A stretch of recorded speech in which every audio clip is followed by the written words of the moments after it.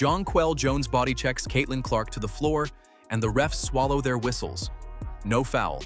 Clark gets up, argues the call, and gets slapped with a technical instead. Later on, Breanna Stewart rakes her hand across Caitlin Clark's face. No call. Again. That's how the New York Liberty played this game against the Indiana Fever, and by the end of the night, Indiana made them regret every single second of it. Stick around because Sophie Cunningham, Myisha Hines-Allen, and Lexie Hull were not about to let this slide, and what they did to New York is the best part of this whole story as the WNBA erupts as Caitlin Clark's enforcers destroy the New York Liberty. Show your love for the Fever enforcers down in the comments below. And here it is, Clark trying to fight through the action, gets leveled by Jonquel Jones. That's a legal screen. I mean, I know it's a lot of contact, but Jones was there. So Stewart will hit the free throw in New York out to a 9-2 lead. Let's talk about how this whole thing kicked off, because it starts with a screen that never should have been a screen at all. Early in the first quarter, Indiana runs an action, and Jonquel Jones is standing there waiting for her. Except she doesn't just stand there.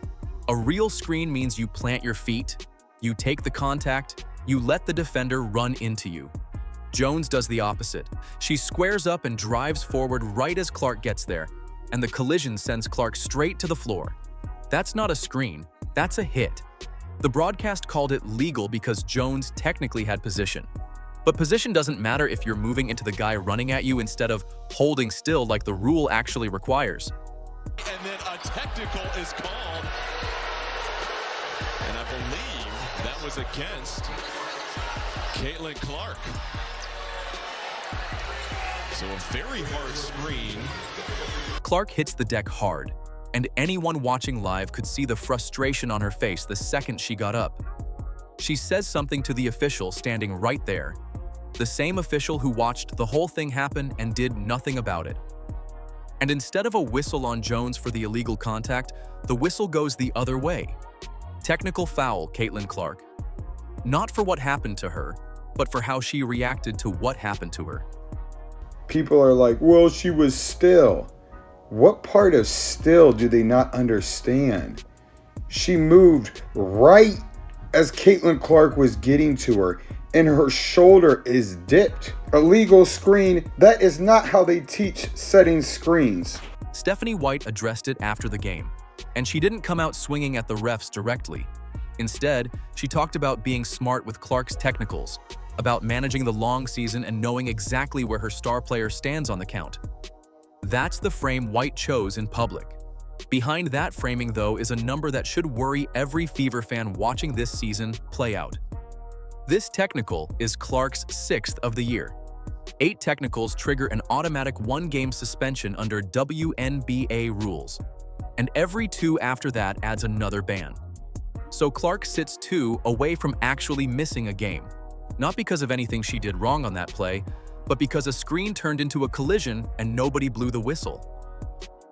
We have seen Stewie make some plays today defensively. Comes over, right hand. Oh, that hand does hit the face on the follow-through, though. She does. She meets her up top, but definitely contact. Boston, corner 3, can't connect. Stewart the rebound. That math follows Indiana into every single game left on the schedule. Every borderline no call from here forward isn't just a missed call anymore, it's a countdown. And Jones's screen wasn't even the last gut punch of the night. Later in the game, Breanna Stewart's hand rakes straight across Clark's face on a defensive possession, clear as day on the replay. No whistle, no review for a flagrant. Just play on, like a hand to the face is part of normal basketball.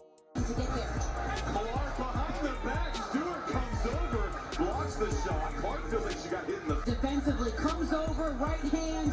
That hand does hit the face on the follow-through, though. She does. She meets her up top, but definitely comes down afterwards and contacts to the face. So that's the situation laid out plain. Jones drives through Clark instead of setting a real screen. Clark goes down, and she's the one who ends up with the technical instead of Jones. She's sitting at 6 for the season with the suspension line getting closer. And this is exactly the kind of disrespect Indiana was about to answer on the scoreboard. 13 points. That's how far down the Fever were in the first quarter, And it wasn't bad luck putting them there. It was Marine Johannes catching fire from 3. She hit 4 of her first 5 attempts from deep, dropping 12 points in the opening period alone, the kind of shooting that buries a team before they even get their feet under them. Breanna Stewart stacked more on top of it with a 3 of her own and a jumper. And suddenly, the Liberty looked exactly like what they are, a veteran roster full of champions bullying a younger team out of its own rhythm. By the end of the first quarter, the board read 28-16 Liberty. And this layup is crazy.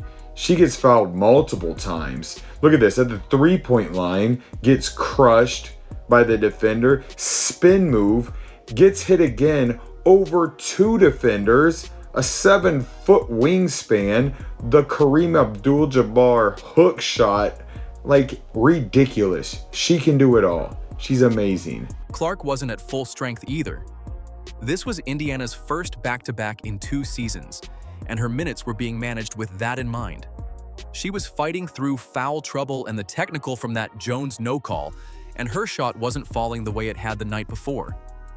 Coach Stephanie White said as much after the game, noting Clark looked a little off balance at times but was still taking what the defense gave her, and that her playmaking stayed outstanding even when her scoring dipped.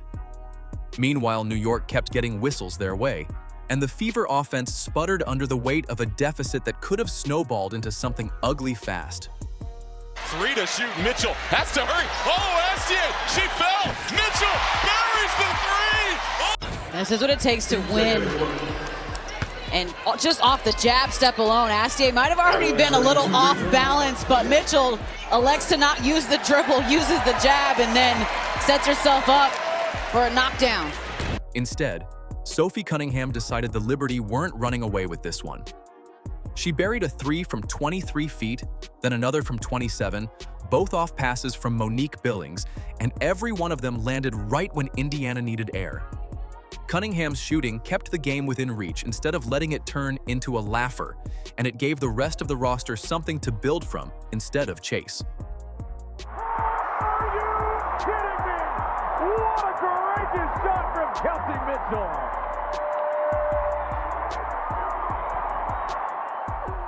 There's Mitchell trying to find somebody down low. It's Billings who will attack, kicks it to the corner. Cunningham, the 3. Oh, it is so pure. The second quarter is where Indiana stopped absorbing punches and started answering them. Instead of unraveling under dirty screens and missed calls, the way a lot of teams do when the whistle isn't going their way, the Fever chipped into the lead possession by possession. A 13-3 run late in the quarter did the real damage, built on Kelsey Mitchell knocking down free throws and Tyasha Harris drilling a 3 that had the building rethinking what it just watched. That's composure, not luck. A team getting hit with hard fouls and bad whistles could easily start pointing fingers and falling apart. But Indiana just kept playing. And through all of it, Clark still finished the half doing damage as a passer, ending the night with 17 points and 7 assists, despite the restricted minutes and the extra defenders sent her way. She kept finding shooters even when her own shot wasn't dropping. By halftime, that 13-point hole was down to 4, 49-45 Liberty. New York had thrown everything at Indiana in the first half, and the Fever were still standing, still within a possession or two, with a third quarter coming that nobody in that building saw coming. For 3, can't get it, rebound to Cunningham. Clark inside, whips a pass to Boston. What a connection! Count the bucket, and a chance for one more. Notice that she's steady, she's surveying, using her body, knows Astier is trailing, trying to get in the play, and then the high right-handed shot off the glass through contact. How do you turn a 13-point hole into a 30-12 quarter against the team that spent the whole first half bullying you? Indiana found the answer, and it started with a substitution nobody outside the building was talking about at halftime. Myisha Hines-Allen checks in off the bench to open the third, and right away the physicality of the game changes. New York had been the more physical team for a full half, throwing bodies at Clark and getting away with it. Hines-Allen matches that aggression and then pushes past it, banging in the paint, boxing out, playing the kind of downhill basketball that makes the other team feel it. She capped her stretch with a game-tying 3 that lit the building up, and she finished with a plus-minus of +22 in just 14 minutes. That's not a role player having a nice night. That's a swing in the entire tone of the game. And then I love this. Aaliyah Boston staying strong on the glass. Offensive rebound put back. Caitlin Clark finds Hines-Allen in the corner. Hines-Allen got back in the game. Lexie Hull is doing her damage away from the ball. Her hands stay active all quarter, poking at dribbles, cutting off passing lanes, and turning simple Liberty possessions into scrambles. Those deflections don't show up on a highlight reel, but they show up in the turnover column. And by the end of the quarter, that column is where New York's offense goes to die. It is one of those calls you simply just have to make and catch. Yes. Hull, the steal. She's going to have open runway. Lexie Hull will take it to the rim. Sophie Cunningham answers the physical treatment Clark absorbed in the first half with blocks at the rim, and now Indiana is the team imposing its will instead of absorbing someone else's. Every one of those stops turns into instant offense, because Indiana isn't just forcing turnovers, they're converting them before New York's defense can even get back and set up. That's the chain reaction. A deflection or a block, a sprint the other way, a bucket before the Liberty defense has its feet under it. Like, how does Breanna Stewart even foul somebody like that in midair? Kelsey Mitchell, the amazing shot. Should have been like a flagrant just to take somebody out in the air. It's what happens to Caitlin Clark. 30% of the time she shoots three-pointers. And then Sophie Cunningham says, bye, go back to New York. Aaliyah Boston owns the interior on both ends, cutting off second-chance points that had been killing Indiana all night and finishing clean at the rim when the ball comes back her way. With Boston controlling the paint, Clark and Kelsey Mitchell start running the show out front. Clark drawing two defenders and kicking it to Mitchell for clean look after clean look. Mitchell cashes in with a 4-point play that sends the building into a different gear entirely. The exact kind of sequence that tells everyone watching the game just flipped for good. By the time the quarter ends, New York has 12 points to show for it. Indiana has 30. That's the number that matters here. A 30-12 quarter that answers every dirty screen, every no call, every ounce of physical disrespect from the first half. New York spent 20 minutes trying to punish Indiana. Indiana spent 10 minutes punishing them back.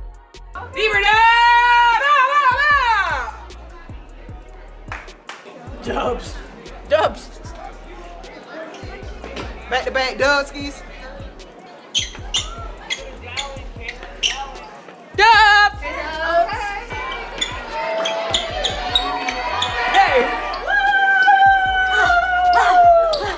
Let's talk numbers, because the box score from this game reads like a message. Kelsey Mitchell finished with 33 points on 10 of 14 shooting, and she hit 4 of her 6 threes on top of going 9 of 13 from the free throw line. That's not just a good night, that's the second straight 30-point game for Mitchell, and it ties a franchise record with her 10th straight game scoring 20 or more. Defenses are supposed to have an answer for scorers like this. New York didn't have one.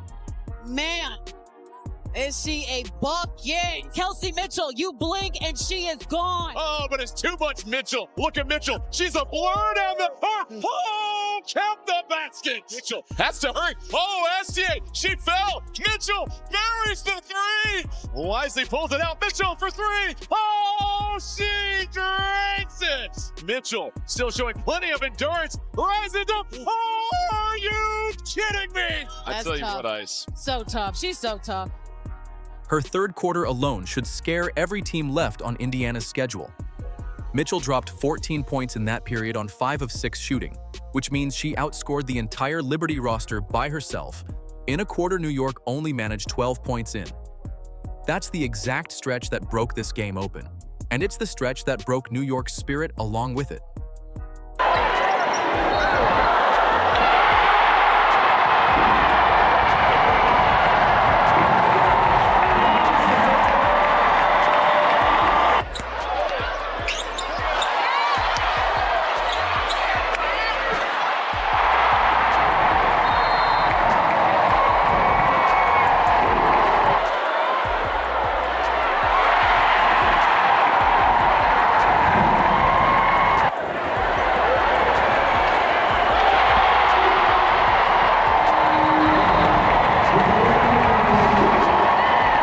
Clark's final line reads 17 points and 7 assists, and given everything working against her, foul trouble, restricted minutes on a back-to-back, a shot that wasn't falling at 5 of 14 from the field, that's still the line of a player running the whole operation. She drew extra defenders all night and kept finding the open man anyway, and her ability to absorb contact and still get to the rim shows up in ways the box score doesn't fully capture. For three, can't get it, rebound to Cunningham. Clark inside, whips a pass to Boston. What a connection! Count the bucket, and a chance for one more. Aaliyah Boston's line tells its own story. 15 points, 7 rebounds, 4 assists, 2 steals, and a block. That's touching almost every category on the stat sheet, and it's exactly the two-way game Indiana needs from her when the whistle isn't going their way.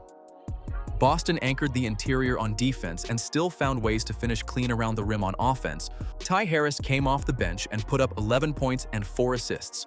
Proof this roster doesn't stop mattering once you get past the top 3 names. Sophie Cunningham added 11 points on 3 of 4 from 3, along with 2 blocks. Myisha Hines-Allen brought a game-high plus 22 in only 14 minutes, and Lexie Hull chipped in 8 points and 2 steals. That's real depth showing up on both ends, not just one hot shooting stretch from a single starter. Indiana finished with 22 assists on the night. New York had 19. That gap says the ball was moving, guys were finding each other, and the offense wasn't relying on hero shots to survive a whistle that wasn't cooperating. Getting into the heart of the defense. Clark, the backdoor pass to Mitchell. Oh, the 1-2 connection, and he can put one more on it. This is what the Fever look like when they're healthy and in rhythm, and the whistle isn't deciding the outcome for them. The final score read 108-88, and even that 20-point gap doesn't fully capture how much Indiana controlled this game once the third quarter hit. If this is the version of the Fever showing up now, 2026 should have every other roster in this league worried. Reporters walked into that post-game room with one question loaded up, and it wasn't about the final score. Did anybody in a Fever polo actually call out the officiating on record? Stephanie White got the first crack at it, and she didn't come out swinging at the refs. She admitted she didn't ask for an explanation on the no call in the moment, but said, "There are conversations, you know, and there have to be conversations about how these technicals get handed out, especially with a suspension hanging over Clark's head." That's about as far as White went. No blasting the league, no calling anyone incompetent. Just a coach picking her words like she's walking across ice. With Caitlin, got the tech there in the first quarter. Did you get explanation on that technical foul? And then secondly, because it's 6 and 8 you get suspended, does that conversation around that suspension get louder? Yeah, I didn't ask for an explanation. You know, I think there was a reaction probably after a call or a no call. I don't remember exactly at that moment. But yeah, I mean, certainly there are conversations, you know, and there have to be conversations. It's a long season. 6th technical of the season for Clark, a $1,000 fine attached, and 2 more away from an automatic 1-game suspension. Heavy.com zeroed in on the Stewart play specifically, pointing out the replay showed her hand making clear contact with Clark's face, and there was no foul call and no flagrant review after the fact. Clutch Points picked up the same thread, and social media did the rest, because once people saw that replay next to Clark's technical, the whole thing looked backwards. Contact to the face draws nothing. Frustration draws a fine. That suspension math sits behind every word these coaches choose. Clark's at 6. 8 is the number that ends her season for a game, and every 2 after that adds another. So when White talks about being strategic with technicals instead of saying the refs got it wrong, that's not an accident. That's a coach protecting her best player from a rule that punishes reactions more than it punishes contact. What is it, like every 2 after that? Every 2 after that. So making sure that we're strategic in using our technical fouls. Players handled it the same way. Nobody stood up and ripped the officiating crew by name, but the defense of Clark's Fire was everywhere in how they talked about the game. Guys backing her competitiveness without stepping on a league that hands out fines for exactly that kind of comment. It's a needle every team in this league has learned to thread. None of this exists in a vacuum either. Officiating consistency has been the argument all season across the WNBA, and this game just became the newest exhibit. No calls on contact plays, technicals on reactions, Coaches choosing every word like it's being recorded for a hearing. Inside Indiana's own locker room, though, the mood wasn't about the whistle at all. It was about what that third quarter proved, that this team doesn't need help from the referees to take a game over. The response wasn't complaining into a microphone. It was outscoring New York by 20 points and letting the scoreboard finish the argument. And with Clark producing at this level despite every technical and every no-call stacked against her, the MVP conversation keeps getting louder because dirty basketball just turned into better basketball and the league is on notice. New York tried to knock Clark off her game with hard screens, an eye rake, and every physical edge they could get away with. Instead, they woke up a Fever team that answered with a 30-12 third quarter and never looked back. Clark, Mitchell, and Boston all produced at a high level, with real depth behind them from Cunningham, Hines-Allen, Hull, and Harris. That's a scary group heading into the All-Star break. Forget the whistle, the scoreboard read 108-88, and Indiana walked off that floor as the tougher, more disciplined team, exactly the identity this roster is building heading into 2026. Show your love for the Fever Enforcers down in the comments below. And don't forget to like, subscribe, and turn on all notifications as we're bringing you all the action and top stories. Click the video on the screen, and we'll see you in the next one.